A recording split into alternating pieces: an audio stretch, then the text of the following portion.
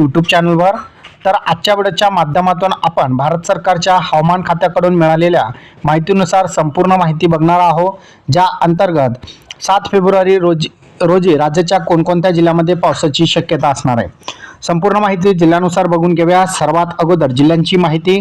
पालघर, ठाणे, मुंबई, रायगड, रत्नागिरी, सिंधुदुर्ग, धुळे, नंदुरबार, जळगाव, नाशिकचा डोंगराळ भाग, अहिल्यानगर, पुणेचा डोंगराळ भाग, कोल्हापूरचा डोंगराळ भाग, साताराचा डोंगराळ भाग, सांगली, सोलापूर, छत्रपती संभाजीनगर, जालना, परभणी, बीड, हिंगोली, नांदेड, लातूर, धाराशिव, अकोला, अमरावती, भंडारा, बुलढाणा, चंद्रपूर, गडचिरोली, गोंदिया, नागपूर, वर्धा, वाशिम आणि यवतमाळ असे जे महाराष्ट्रामधील 36 जिल्हे आहेत, त्या 36 जिल्ह्यामध्ये दिनांक 7 फेब्रुवारी 2026 रोजी कोणत्याही ठिकाणी पावसाची शक्यता नसल्याबाबत हवामान खात्याकडून सांगण्यात आलेलं आहे।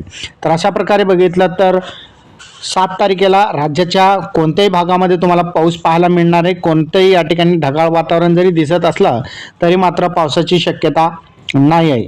तर अशा प्रकारे बघितलं तर 7 फेब्रुवारी 2026 रोजीचा हवामान अंदाज होता। अंदाज कसा वाटला नक्की कमेंटमध्ये सांगा आणि अशाच हवामानाविषयी अंदाज मिळवण्यासाठी आमच्या चॅनलला सबस्क्राईब करा। धन्यवाद।